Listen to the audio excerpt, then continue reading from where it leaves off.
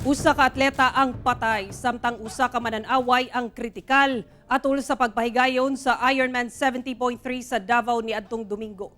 Apan bisan ini, sumala sa kapulisan, generally peaceful ang pagpahigayon sa maong international triathlon event. Ani ang report ni Kent Abrigana.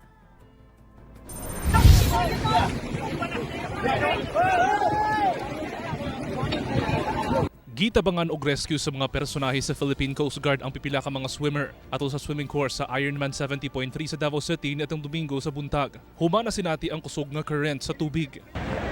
Lapit doon sa maraming daw. Hindi kayo makalapit bigla. Gani, gitapukan na sa mga swimmer ang usa ka floating marker aron dili madala sa kusog nga current sa dagat. Ang uban na rescue ug nakapadayon sa ilang karera. Apan ang 49 anyos nga veteran swimming coach nga si Jerry Kasim nga taga Samal Island. Wala na makaabot sa finish line. Human kini giatake sa kasing-kasing. During that time, ang kuan pod sa mga swimmers no kusog jud kayo ang current. In fact, ubay-ubay ang na-rescue sa Coast Guard and Navy kato na events. Kauban ni Jerry ang iyang 26 anyos nga anak nga si Danion Kasim sa maong kategory.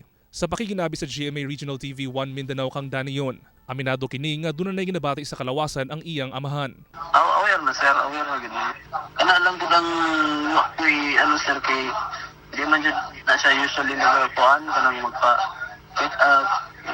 exercise na lang kay swimming man, exercise naman largo ang swimming so Miyembro sa Philippine Red Cross ug coach sa iyang sarili nga team nga Jerry Aquatic Swimming Team si Jerry. Nakatakda siyang ilubong karong adlaw subay sa relihiyong Islam.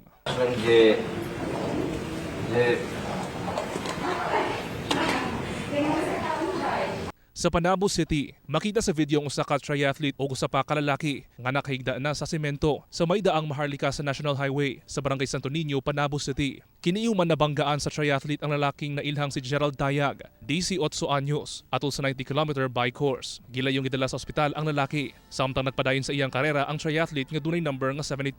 Ingat ang doktor nga kailangan siya CT scan ora mismo so kita CT scan. Then nakita daghan og kanang dugo gyud ang iyang kanina na ay buak kamay ang skull. Sa investigasyon sa Panabo Police, ginasubay matud pa ni triathlete number 72 ang dalang Tagum City padulong Davao City. Dihang kalit kulong mitabok si Gerald aron kuhaon ang usa ka water container. Isang unidentified rider po yun na nagtapon ng isang tumbler po sa suspect po. Yung victim na itong si Gerald Tayag, sa eager rin siya kung makuha ng tumbler, pumunta doon sa kalsada, pumunta doon sa road.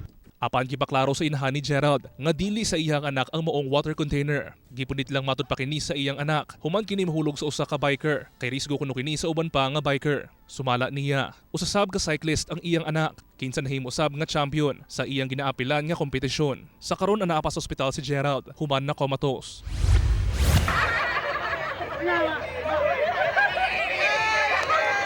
Apan bisan ni ini, bibo nga nagsugod ang aktibidad nga gisalmutan sa kapin 1,700 ka triathletes gikan sa 49 ka nasod.